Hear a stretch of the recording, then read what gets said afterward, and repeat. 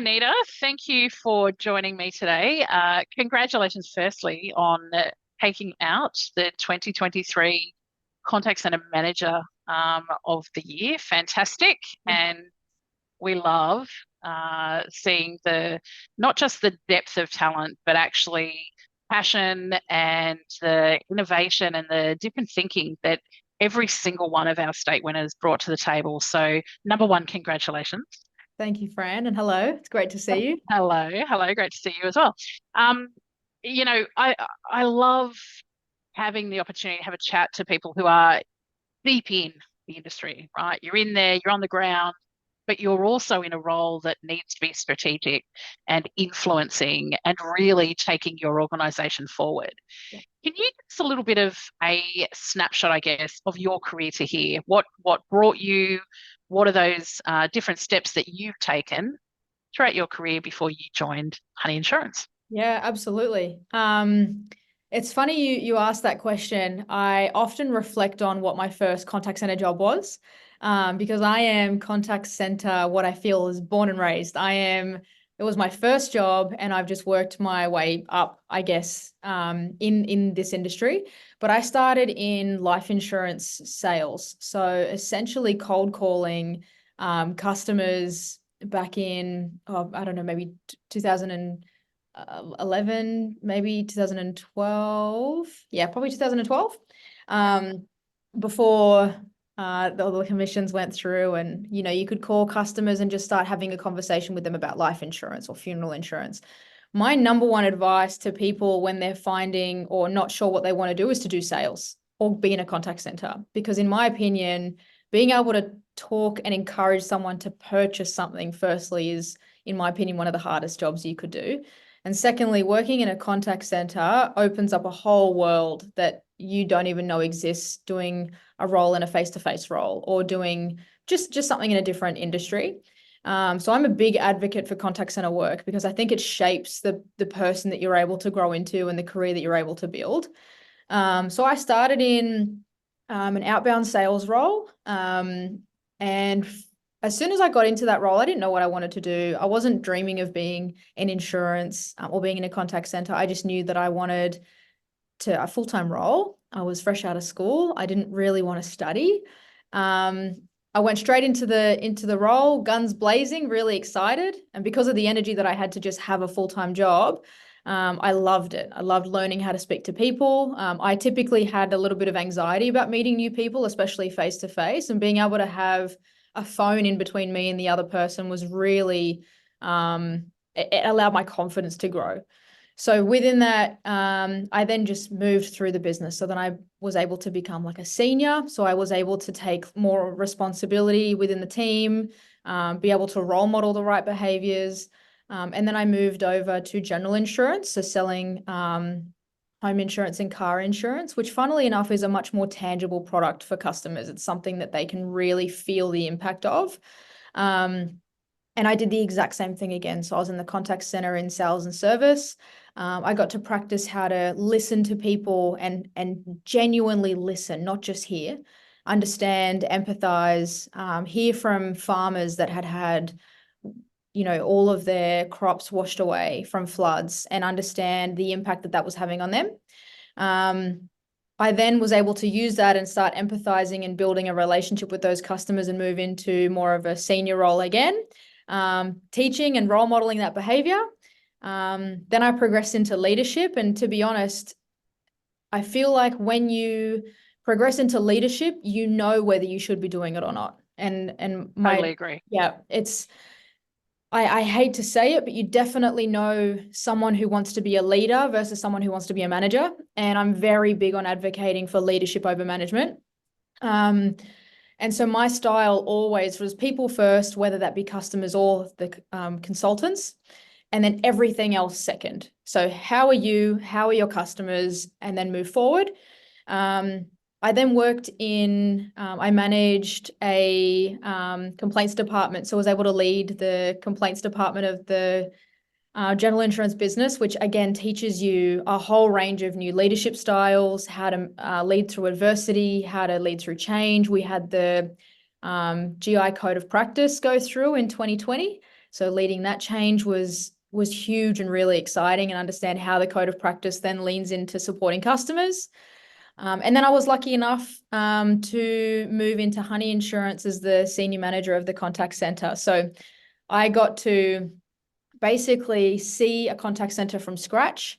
And then I was able to embed what I deemed as important within a contact center and build that up to what's close to between 40 and 50 FTE at the moment, of people that are on a range of different rosters and things that suit them based on their preference. I think what's really big for me and what's important for me, I know that I've taken this question a little bit of a leap, but it's good. it's what's important to me is that we build contact centers based on what people want and what people need. And I mean people in the term of customer and our consultants again. I'm very big on pushing away from typical contact center industry metrics and what people see as success in terms of let's just say grade of service and average speed of answer. I truly believe that first call resolution and quality of conversations and engagement of staff is a much greater way to look at and see the success of a contact center. So that's how, I guess, to wrap all that in a bow, I got to Honey in the role that I'm in now based on completely focusing on people right from the beginning of the role that I started, learning how to sell, to convince, to encourage, to then empathize, to then work through change, and then to understand what people actually need. And I'm very passionate about that. So I think no matter what career move I take, whether it's within contact centers or not, I think I've found a way to really lean into what people need and listen to that and then navigate based on that. Yeah, look, you're preaching to the converted. I think there are far too many organisations that actually don't have strong leaders in place. They have really good managers. Yeah. And there is such a difference. And the impact of that plays out in every single element of what you're delivering, whether it's your HR and people strategies and the lead indicators such as your attrition and your engagement can do nothing but continue to sort of either stagnate or decrease, unfortunately. So if you think about everything you've said there, the opportunity to move both from functional role, but equally organisation, you would have had a lot of great and a lot of not so great leaders, I'm assuming, throughout your time. And, I personally think you can learn as much from a not so great leader as you can from a great leader, right? What would you say your leadership style is? We've heard a little bit there. It's definitely people focused and people centered. Yeah. But if you think about who you've learned from, what you've picked up and taken on, what do you think represents your leadership style? How would your people talk about it? Okay. I actually was having this conversation with my leader today, because we were having a very transparent and honest conversation about quality of time together as someone who's learning from him, and he is someone who allows me to give upwards feedback and to encourage and to say what I need. And what that encompasses and what that allows me to do is to have a freedom of honesty. And I guess for me, I've really tried to embody, I can bring out the best in my people if they can see that I'm being an honest and transparent leader, as opposed to being someone who's giving instructions but not following that same instruction myself. So the easiest way to put it is you have to role model the behavior that you want to see of your staff. And you have to realize, especially if you manage or lead contact center staff, I hate to say it, but their role is far more important than ours. Far more. It's more important. It has greater touch in the community. They require greater time, quality time. And so what we were really talking about today was, how do we be honest with each other and with our people about, yes, I have a busy day and I have a lot on at the moment, but let's make sure that all of our conversations are embedded with quality, as opposed to having lots of conversations that are transactional. And so I think as a leader, yeah. So as a leader, I don't micromanage, I don't hover. I really try to allow them to have the psychological safety to tell me when they're not coping. I try to ensure that, and that's by telling them when I need something. When I say, guys, I'm here for you and I will give you my time as soon as you need it. This is what I have going on today. Tell me what you need from me and I'll tell you what I need from you. The biggest thing I also vouch for is let people fail. Let people make mistakes, because the more that you bubble wrap them and only allow them to do things that you know they're going to be good at, the more they're going to fear the failure. I fail in front of my team constantly, just in little things, and we address it straight away. If I call out the wrong metric, if I call out something in the business and I get it wrong, we laugh about it together. So as a leader, I just find it's as a leader, you shouldn't have to try to be a leader. You just be. And if you can be authentic and if you can be your true self, your staff will feel like they're empowered to do the same thing. And so I know that I've really leaned in on people again, but at the end of the day, it is about them. It's not about you. So if you find that you're focusing more on yourself than you are on your people, it's time to stop and I guess wonder what's going on. And I get that from my leader. He's constantly saying, in our one-on-ones, what do you need? How are you? How are your people? How are they tracking? And that, I guess, that emotional conversation sometimes leads to performance, but in a way where you feel really comfortable. So yeah, those are my values. Oh, I love that. And I think clearly there's a culture in your organization. You've talked about your leader that actually they're constantly modeling that to you as well, Yeah. showing you that it's safe and it's actually this is how we work. Yeah. We're transparent. That relationship is actually then naturally built. Yeah. I think the comment you made about busyness, I think about the number of times I used to have staff say to me, "Oh, we hate to interrupt because you're really busy." And I would say we're both really busy. We're just busy doing different things. Yeah. So that role of a leader is to actually never have your people feel that you are too busy to hear or to share or to connect. But equally to actually share that stuff about you. So I love the idea of conceptually letting them know, actually, this is what I have to deal with today. Yeah. How do we support each other? So really focusing on that culture. What do you love about your job? I guess for me, everything I've heard from you so far is all about the passion that you bring with your people. Yeah. What do you love? What about what that then delivers to you? What gives you your buzz, your currency? Yeah. Part of me hopes it's obvious, but to But say it let's out go there. loud, there is nothing better than, and I said this earlier myself, being in a contact center allowed me to find the confidence and empowerment to speak to people like I didn't know that I could. And I love nothing more than seeing people that come into the contact center and they may not know how to have a career or development conversation. They may not know how to give feedback. They may not know how to tell somebody no. The thing that really drives me and gets me excited about my job is teaching people how to find the comfort and comfortability and confidence to say no without an excuse, or to say, this is how this made me feel, and I would like to tell you so that we can work better together. Or I guess at the end of the day, Fran, what fills me with joy is allowing a safety and a space for people to grow their confidence and their skills. Because often working in a contact center, sometimes you've never done it before. And for some people, it's that comfortability of, you can't see me and I can't see you. And so I can now give you the best version of myself because there's no fear in between. I'm not worrying the whole time about what you can see or what you might be thinking. And that's very big. It definitely was for me. And so I feel like I can encourage that. I really love watching people go from fear to confidence, or shaky conversations into leading conversations and giving feedback and challenging. Only this morning I was in my team huddle and I said to my leaders, we're about to have a conversation and we are going to challenge each other. So the one thing I want to remind us all of is that we are going to be challenging each other's ideas as colleagues, not as personal attacks on the opinions of others.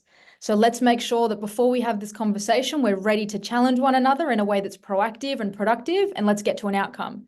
And immediately everyone had switched on that confidence part of their mind to go, yep, let's do it. It became a challenge. It became a game. It became something that they knew was important, and they were able to leave that fear and that, I guess, anxiety behind, and have a really constructive conversation. And then maybe in a week's time, they're then able to have that conversation with their team. And I just think there's nothing more empowering than being able to be in your position and watch other people grow and lead others, especially if you know that they're the right leader. You can see it in there. It's untapped. The potential Feel that it, people can't you? have, Yeah.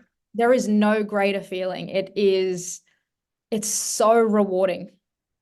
So that's No, I yeah, totally get it. And to be honest, you're right. It comes across in everything you talk about. And I think essentially you're right. A lot of people start in contact center land and they've never done anything like it. It's that first job, or it's I'll just put my foot here while I'm waiting for something else. And there is this fear and this, I've never done it. I'm talking to people. Often they're thrown straight into calls without yep, a whole lot of training. yep, Um, and it is about, as a leader, actually believing enough in them until they believe in themselves, isn't it? Actually yep, having that confidence for them almost. yep, And you're right, there's nothing more rewarding than seeing them not just survive, but thrive, yeah, you know, spread their wings and go and yeah, get some amazing job elsewhere. And, I know some leaders hate that idea that it's actually about seeing them then leave. But I know you have a different view on that. I know yeah, you're all about how do I set you up for success, because the skills and the competencies and the confidence that you can learn in a contact center, yeah, they set you up for success anywhere.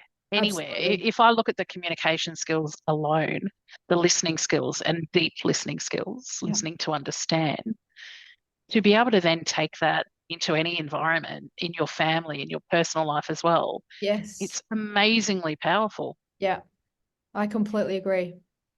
When you see people that are, coming through, they've, kind of got their little legs going and they're up powering, right? And the next thing for them is not always within your organization. How do you make sure that within the environment Yeah. there's also a level of transparency that that's okay? Great question, actually. Um, when we onboard staff, we often onboard a group at a time. Um, we really love the idea of allowing people to join as a team, to join with people that they can grow in confidence in, see that other people you think you're not going to know anything and you're going to be the only one. You allow people to join a business as a team and they realize you're all on the same page. In that first conversation that I get to have with those staff, as an example, we had a group of 12 join just over a month ago. And the conversation I had with them was, all of you are coming into this business probably for different reasons. Some of you may be studying, some of you may have never been in a contact center before. This may be some of your first full-time roles before. What I want to make sure of is what my priorities are, and then I'm going to get to learn what yours are. My priority is that the customer comes first in all of your conversations, in a way that's not the customer's always right, but Yeah. more so what a customer's not just going to call their insurance company for fun. They need something. What is it that they need? How can you make sure that they don't need to call again? And once they understand that that's the purpose of their role, to fulfill the customer's need, I then say to them, I do know, however, that I didn't wake up one day and dream of being in insurance. So therefore, I know that that may not be the same for you. That may be the same for you. So what I'm going to encourage all of you to do is be really transparent with me about what it is that you want, what it is that you want to achieve, why are you here, and what are you looking for? And if you don't know, even better. Let's start from That's okay. scratch. Yeah. And the one thing I had learnt from a couple of their interviews is some of them were studying coding and wanting to be in engineering. I had one of them that was studying HR. And the one thing that I said to them was, we're in a business where you're able to sit amongst everybody. You're able to go and sit with our engineers. You're able, in a way that's not transactional, in a way that's saying, Yeah. what are you working on? How can I help? And as you progress through your studies, or as you progress through what you figure out you want to do, we may not have an opportunity here that is suitable for you, but what we're going to do is allow you to gain as much experience as you can, to learn to fail, to learn to ask for help, to learn to ask, what are you working on? So that when you find a role that is suitable to you, you're going to kill that interview and you're going to get that dream job. Because you don't join a business, well, in my opinion, when this is your first job, you don't expect this to be your job for life. You just expect to get something from it. So the one thing I say to them is, I don't mind if you're not here for a long time, but let's make sure it's a good time. And so we just encourage one another to learn and to ask for help. Tell me what it is you're working on. One of the girls in my team is studying HR, and she's only been here for 4.5 months, and she now helps me with all of our interviews. And she's doing our interviews with me. She gets to work alongside me, ask questions, take notes. And she's absolutely loving it, because I have made sure that we've been resourced effectively to allow people off the phones to support our business with what they need. And we may not have a recruitment role available for her in a year, and we may, but if we don't, there's no, she's still getting the best bargain, because she gets to Setting either do her it up here for success. or do it somewhere else. Yeah. What's more encouraging than that? And so, yeah, I'm not a leader to keep everyone at Honey Insurance. I'm a leader to get you your dream job. And if it's not your dream job, how do I just make sure that you're happy? That's all we want at the end of the day. We're at work more than we're at home. Let's just be happy while we're here. Like, I think the other part of that, Aneta, is that there is scientific proof that connects engagement, culture, and satisfaction with result. yeah, So your organizational results are still going to be better if you actually get this formula right. yeah, If you make sure, and again, I go back to your point about they're not here for life. Thank God, right? Because yeah, imagine organizations if everyone just stayed there. There'd be no innovation, there'd be no progress, there'd be groupthink, yeah. and We there'd be see that this. in corporations. We Correct. see that. And they also take on some of the characteristics of a family, right? That are Yeah, not so good for the workplace. Like it's yeah, great that you get on, but actually families can be too forgiving and too accepting of poor behavior and things yeah, like that. So, I love the concept that says, while you're here, so if you're here for 2 years, let's make them super productive, yeah, both for the organization, yeah, equally for you, because you've got this opportunity to learn loads and I'll help you and support yeah. you. We've got this goal that we need to actually deliver things for the organization as well.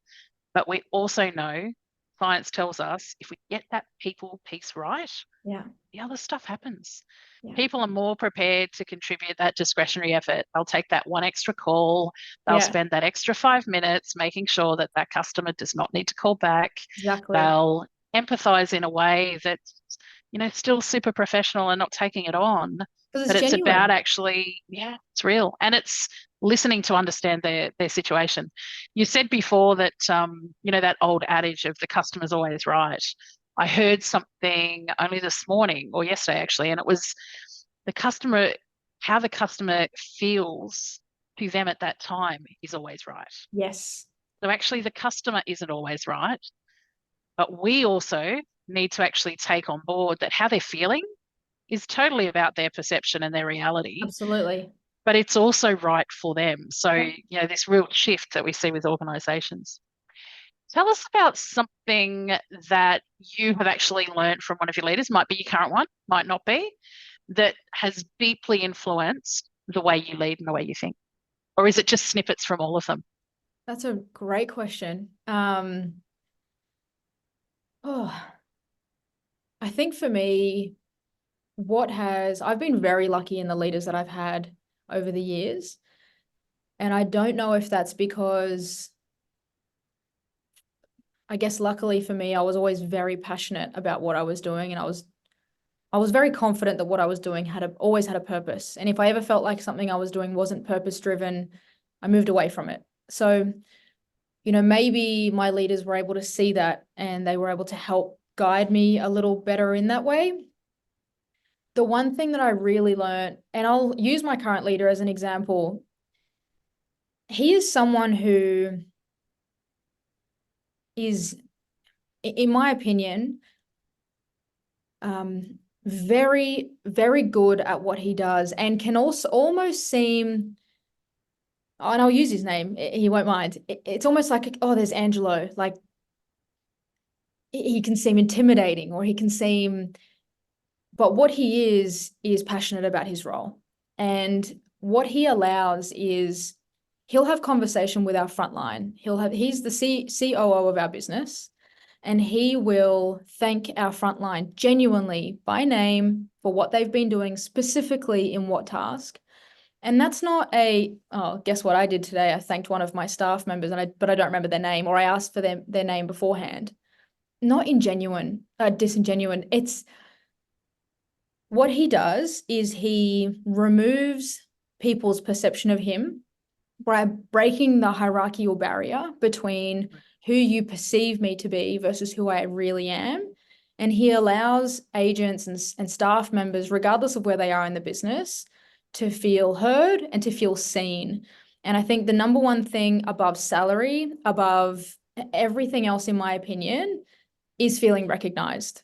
And as soon as you genuinely recognize someone specifically for what they've been doing or what they've been working on, there is no greater satisfaction that you feel knowing that you feel seen, especially for people. It's very important to me that we recognize as a business and as leaders that our workplace and their role may be their safe place.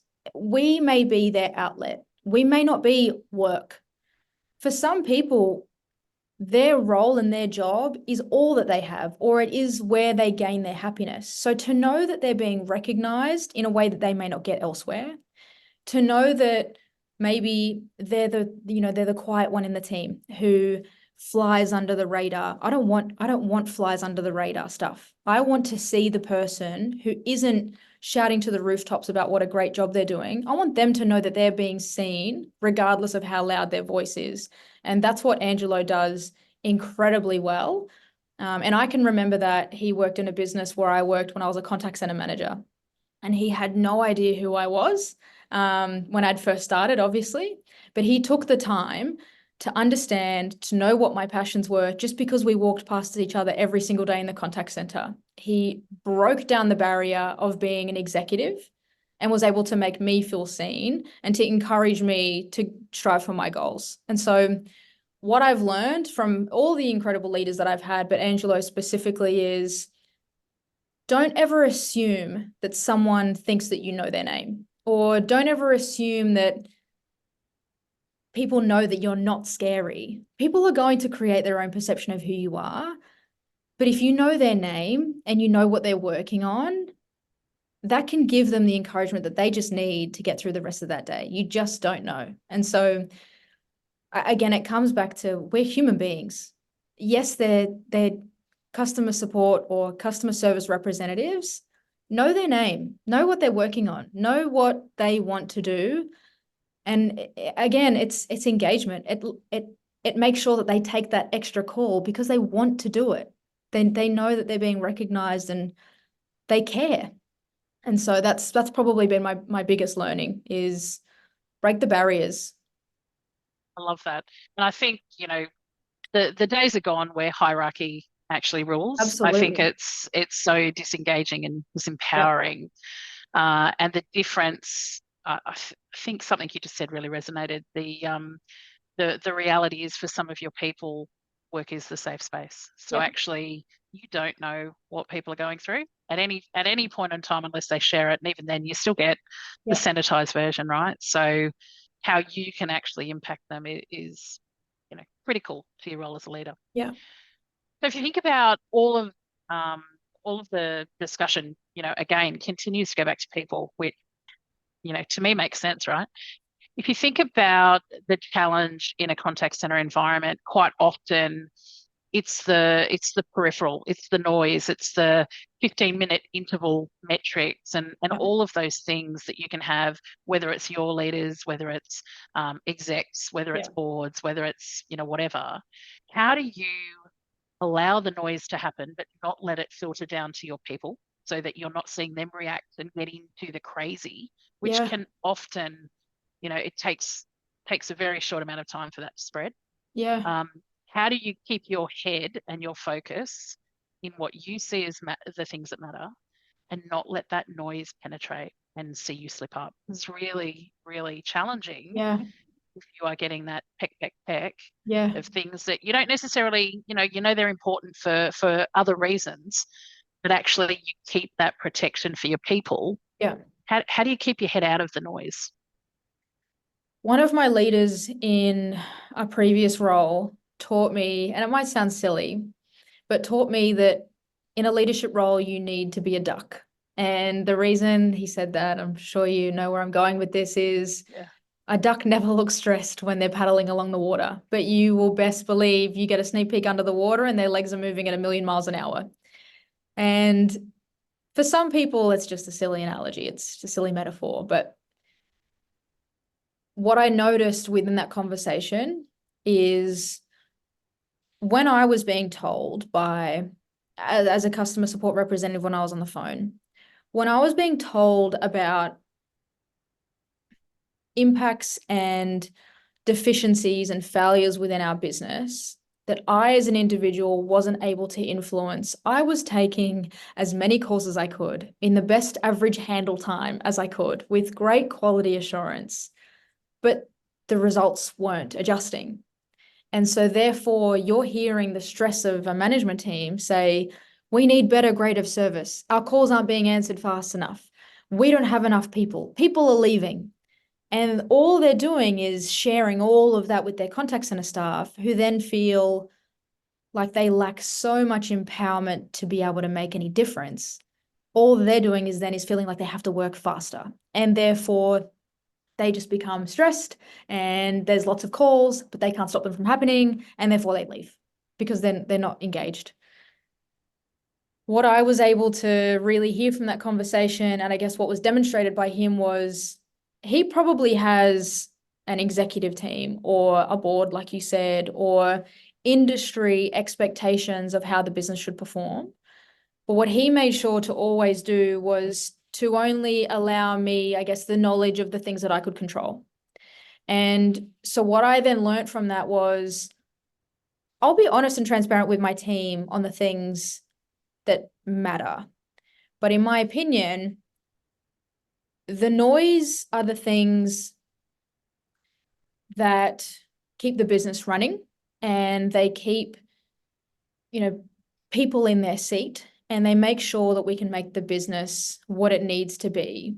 But my staff may not necessarily be able to control that. And therefore, as soon as they start to hear that noise, they start to panic unnecessarily. And so I like to feel myself as a bit of a filter. So I know that from our CEO, there's a filter that happens then through to my COO. Then there's another filter that happens through to me, and then another one through to the contact center. I genuinely feel like loud noise spreads further noise and disruption if there's no filters. There's only a necessary amount of information I need to know. And if you get comfortable in knowing what matters as opposed to knowing everything, it feels healthier that way. And so businesses can run and be transparent, but in a way where they're only ensuring that the information that goes through to their leaders or through to their people is the stuff that they can control, to ensure that they're not feeling like they're drowning unnecessarily. So for me, it's, okay, this is the information that I've heard. I then have the safety to share back with my leader, one up, how that makes me feel. But I then take the time to go, okay, how can I digest this information? What do I need to tell my team because they're able to influence or control part of that outcome? And how do I share that with them in a way that's actually proactive as opposed to fear leading? Fear-driven conversations don't result in success. They result in further fear. And so how do we encourage a conversation to be driven not through positive and everything's rainbow and sunshine? That's not accurate. Yep. But how do we be realistic? Yes, this is what's happening, but this is how we can control it. This is how we can influence the action. Don't be afraid of bad news, but also don't share with your team that the budget's over, or that, there's things don't need to know to them. So, where's the sieve? Where's the Yeah. filter in the organization to make sure that the noise isn't echoing where it shouldn't? That's probably the best way I can answer that question. No, I think that's good. And look, we've all probably seen the impact of a leader who, when they feel stressed, they stress every single person Yeah. around them, and it's so unproductive. Yeah. You've suddenly got people, as you say, in that fear cycle. Yeah. They're also walking on eggshells, right? They don't Yeah. know kind of what's coming next because Yeah. the protection layer is missing. Yeah. So yeah, I think one of the most important roles as a leader is actually modeling the calm. Yeah. I used to A say good a way to lot, put it. actually, calm the farm actually matters, right? Yeah. Because they will all react if they don't think you've got it, because they're looking Yeah. to you to Yeah. actually lead them through it. So the last thing you want to do is let them see this. What am I doing? The feet under the water. I totally agree with you. Yeah. What do you find the most challenging part of your role? Again, people have a couple of elements to it. You've got this great stuff Yeah. that, the empowering, powerful, Yeah. rewarding component, but it also has a contra. What would you say find the most challenging parts of your role? Yeah, good question. I think it's funny. I think it's the debate between what really matters, in my opinion, versus what the industry says matters. And the reason I say that is because I am often challenged in conversations that I have with not necessarily peers, but I'd say industry peers. Mm, People that also work in contact centers that drive through, I'm going to call it old school metrics. And I always know that I'm going to receive either an applause or a boo. yeah. And I'm happy to encourage both. But what I find quite challenging is, as you said before, there's a lot of businesses and corporations that are built on habits, old school routine.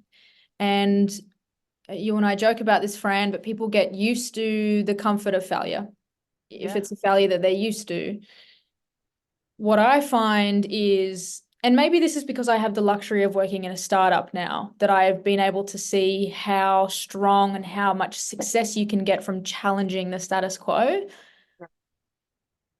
The biggest challenge I find in my role as someone who leads a contact center in the insurance industry, or even just in the contact center industry, is so people will say to me, I disagree that you can have a successful hybrid working model by letting your staff come in whenever they want to. You must have them in the office 3 days a week.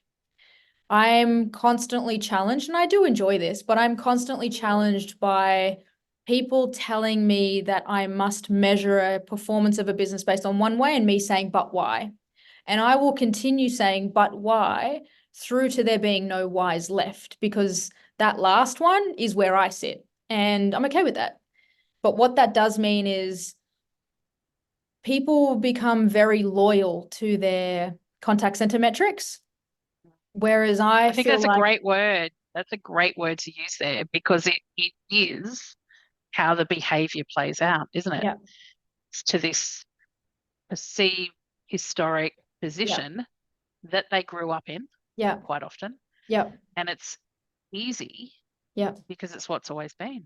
that's Actually, exactly the right. tough stuff is pushing back. The tough Yeah, stuff is saying, why do we care about that? yeah, I'm with you. I love the question why. It's probably my favorite thing to say, why do you care? Why do you care about that? And sometimes it's because I'm actually really, really curious yeah, as to why someone cares about something.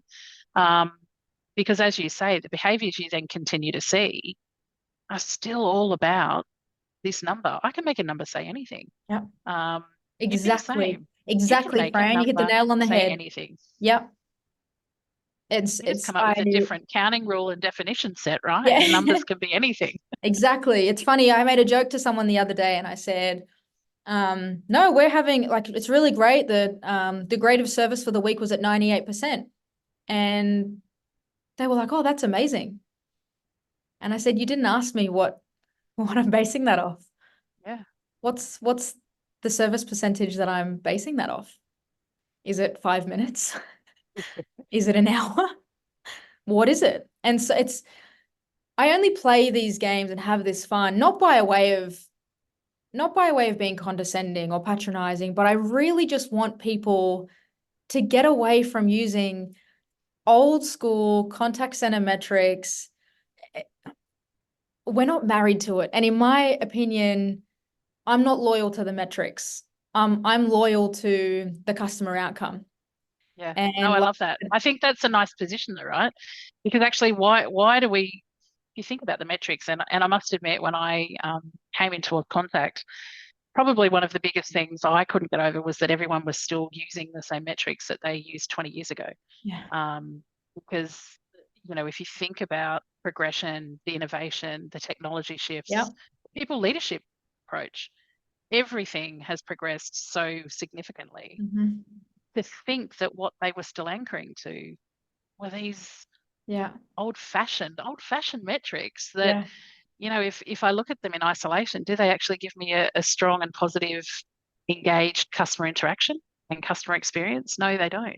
yeah, They're just a number. I can change what the target is at any time. yeah, But yeah, it's almost like this hanging on for dear life to what they thought success looked like. And yeah, you go back to what you say. If you challenge some of that, suddenly that comfy lounge chair that people have been sitting in, um, well, what does it mean for that? If yeah, actually if greater service is no longer the be all and end all for customer experience, what does that mean? What does that mean yeah. for me and my expertise and Scary, isn't how I've kind of it? yeah. No, I love it. And look, I think our role in the industry is to challenge, isn't it? Yeah, To say, how else could we do it? yeah, How else could we lead people to actually give us an outcome that's yeah, still about the customer, still yeah, about the organization's success? Because actually, we've all got a bottom line. It's just a yeah, different bottom line, whether yeah, you're government or a not-for-profit or a commercial, organization. You all just have a slightly different bottom line. So,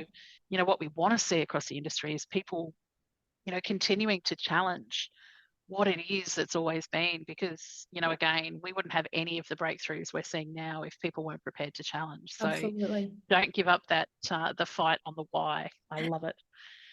If you could give your younger self a piece of advice, think back to when you started in that outbound cold calling sales role. If you could give yourself a piece of advice then, and if I think about it right, you're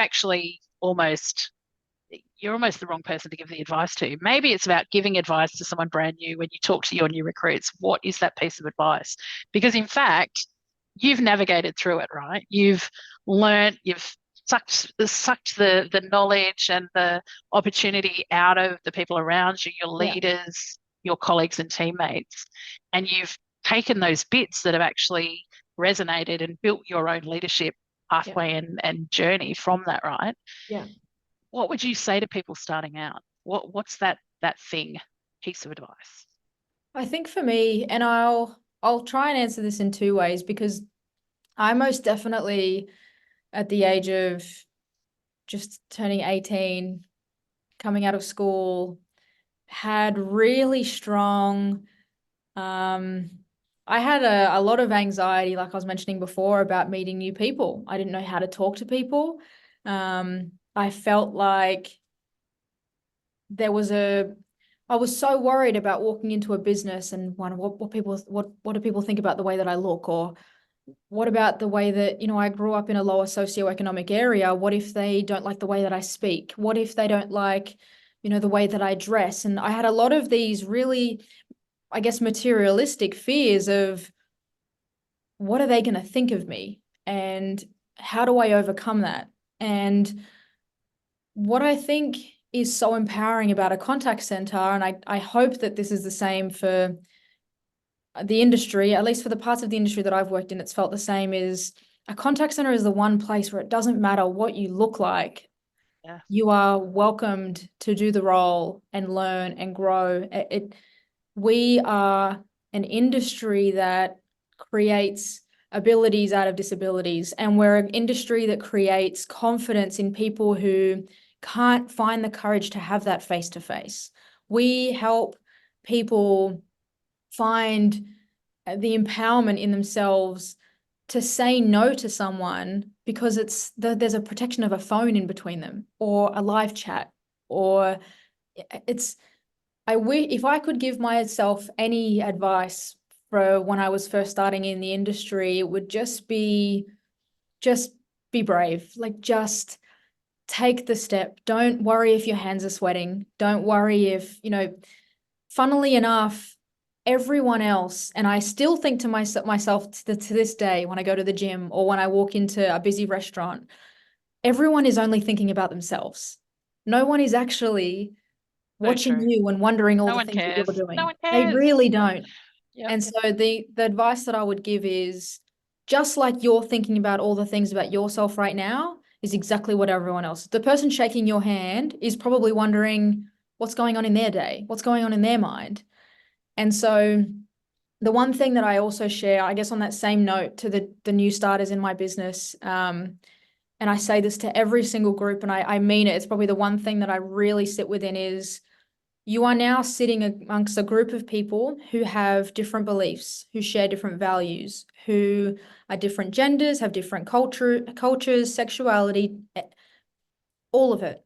And if you are sitting in this business and you're not willing to accept somebody else for what you deem as flaws or faults or abilities or disabilities, now's your time to leave. Because as soon as we move to tomorrow, or even the next minute after this conversation, I now know that you accept all of the people that are around you, and you are going to allow them to speak up. You're going to allow them to make mistakes. You're going to allow them to fail. You're going to allow them to celebrate their cultures and differences amongst yours. And I know that when I get to see people, and I know that for other people, when they get to see other people that look like them or have similar fears to them in a business, there's a calm that comes with that. And so I guess the advice that I really sit within is, be brave, but also know that everyone is fighting a different battle when they first walk into a business, whether it's self-image, whether it's, fear of failure, whether it's, I've never done this role before, how do I do it? There's so many different things that people are feeling. Like, you're not alone. And I know it may seem deep or intense for advice to go into your first role, but you have to encourage the people in your business to be safe and to know that they can have a place where they can laugh at their mistakes and then grow. And so I that's love really that. important to me. No, I think that's really good and really strong advice. I think you're right. Contact center land. I say contact centers are like a cult. They are the Yeah, they cult are. that is all about belonging though, right? You can be Yep. anyone Yep. in a contact center, and you're absolutely right that there is no better place for people to feel a sense of belonging. And I Yep. think it's why you get that vibe or the feeling when you're around people that talk about it, and they can talk about it forever. Yeah. But it is because there is a true sense of belonging. And the amount of people I speak to who, when they reflect on sort of starting out on that career journey, really sort of recognize that it was the first place they felt that they belonged. Yeah. And they reference it as, in a team of people that felt they didn't fit, we all fit. Yeah. We all found the something because it Yeah. is so accepting. So I think that's a really nice way to kind of sum up an environment that, whilst it can be hard, there's almost there's almost this collegiate kind of feeling in that we're all in it together, and it Yeah. is kind of hard, and there's a whole lot of stuff we'll probably complain about, Yeah. but at the end of the day we're kind of all here together. And Yeah. people that I speak to now that have been in the industry sort of 20, 30 years, and the lifelong friends and connections Yeah. they had made from their first jobs in contact centers. And I think Yeah. there's something to be spoken about, right? Something Yeah. that people that are in there sort of get. So yeah, Yeah. cool. So if we think about what's next for Aneta? Where do you see yourself in I don't know, 3 years' time? Where are you? What are you doing? Oh boy. 3 years. I like to think that I will 3 years isn't a long time, to be honest. I three know, years is right? gonna catch I us know. really quickly. So say I five. feel, If yeah. five's more comfortable for you, you can say five. No, let's go with three. I think, to be completely honest, Fran, I still feel like I have a lot to learn. Yeah, I've been, and I don't like throwing around the title, but if we sit on the title, I've been the senior manager of the contact center for 2 years, and yeah, it's been a time of understanding what's changing in the industry, what's changing to our businesses post-COVID, what what is changing in the industry that people need. I'm noticing that the more I learn in my role, the more that changes, and therefore I continue to learn and grow. And the greater that my yeah, team gets, the more challenges I am presented with, but in a really positive way. yep, What's important to me is that what comes next for me only comes when I am ready to step away from this role and know that I've encouraged the people that I've worked with to either take my role, to seamlessly move up into it. I'm very big on internal progression and leadership, and I encourage every company to look inwards at their staff and development before they look externally at candidates. And so for me, the biggest focus is I've hired all of my team leaders based on who we had in the contact center. All of my quality assurance and complaints roles and senior roles are all being filled from internal progression from the agents that worked in the contact center. And so for me, I'm in my role with leaders who have only been in their leadership roles for, say, a year or 6 months. And I want to be able to encourage them and grow them into a point where they know what their next step is. And I yeah, can encourage them to really be brave and try for that next step when it's my turn to move on. Because whilst it's about what's fulfilling me and what I'm passionate about, I'm just as passionate as making sure that the opportunity is there for them when I move forward. So um, I know that I'm passionate about people. I know that I'm passionate about growth.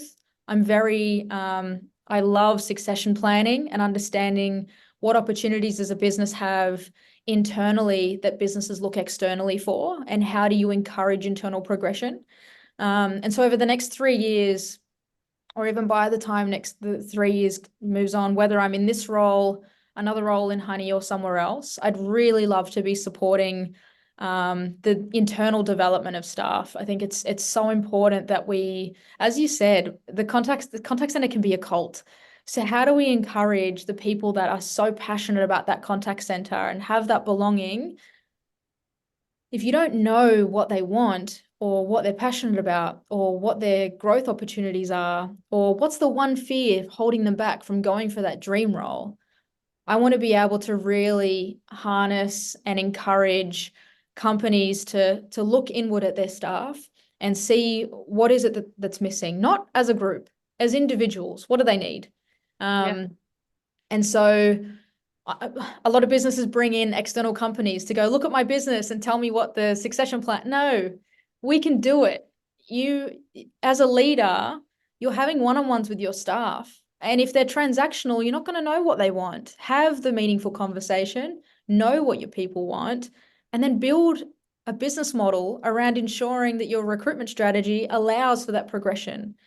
You're going to retain your staff. You're going to encourage growth and learning from day one. And so I guess in our development plan conversation that you and I are having right now in this last 2 minutes is I would really love to be harnessing the ability that we have in contact centers and ensuring that they have opportunity to excel in that business before outlaying, in my opinion, unnecessary costs to seek external recruitment. I definitely agree. I think I used to tell a story about a role I used to have, and the head of that organization used to talk about what he did at the end of every single day. and he used to reflect on the decisions, all of the decisions he'd made in that day. Obviously, not every one of them, but he would reflect on them and he'd think, if I had more time, would I make a different decision? So he'd literally run over it in his head. Okay. And then he'd say, how did my decision make people feel? So Nice. again, it's about what was the impact. Yeah. And he said, if I have that decision again, would it be any different now that I've reflected on the impact? And he said, so for me, the takeaway was, if I know my people, I know my impact, it actually allows me to build different brain patterns to connect my actions to the outcome that they're actually driving. Because sometimes as leaders, right, we have to make really hard decisions. Yeah. We have to make decisions that, aren't necessarily going to be favorable to Yeah. everybody that we work with. But if we can take just that little bit of time to think about, if I know my people enough, and if I can really position how I communicate this decision or this, Yeah. whatever it is, to really understand the impact on them, then I can actually think differently about how I deliver, but then how I manage towards it. So Oh, I love that. knowing your Love people that. as a leader and then understanding, your footprint Yeah. and the impacts you have on people is key to getting it right. And I would say that reflection as a leader is probably your absolute flex, right? I If love you that. can, That's great. I yeah. love the impact I decision think impact. I had that. Yeah, it was probably 17 years ago. I literally, and it stays with me. So I think Yeah. you talk about Angelo and the impact he has on you. My conversation with you today tells me that you are that for others, Aneta, and you are having that impact on your team. And I think you should be really proud of the fact that you are creating a whole next generation of leaders who will actually take away the good things you're building in them, right? They'll do that to others. And that power of, I don't know, the pay it forward power, to me, if you can walk away, whether it's walking away from Honey or just moving into a different role with them, because let's face it, they'd be mad to let you go. But being able to walk away knowing what you leave behind is so much richer Yeah. because of your impact. It's a really nice way to feel. So you should be really proud. Am I surprised, Aneta Field, that you won this award? Absolutely not. And I Thanks, think Fran. if we had a part of the process that was interviewing your people, it still would have been the same. I think that you are an absolute asset to Honey, and I have loved getting to know a little bit more about you and your leadership today. And I really, really want to thank you for taking the time. I know that people are going to really enjoy listening to this and hearing about, the different focus that you put on your leadership style and the importance that you place on the people that you are leading, not just the things that you are delivering. I think it's awesome. So well done. I appreciate that, Fran. Thank you. And thank you for giving me an opportunity to chat with you. And I love that you allow a space for people to share what their failures and opportunities and strengths and I guess passions are. And Auscontact does that incredibly well. I scream that from the rooftops as often as I can, as you know. So thank you for giving me the opportunity to chat with you. I really appreciate it.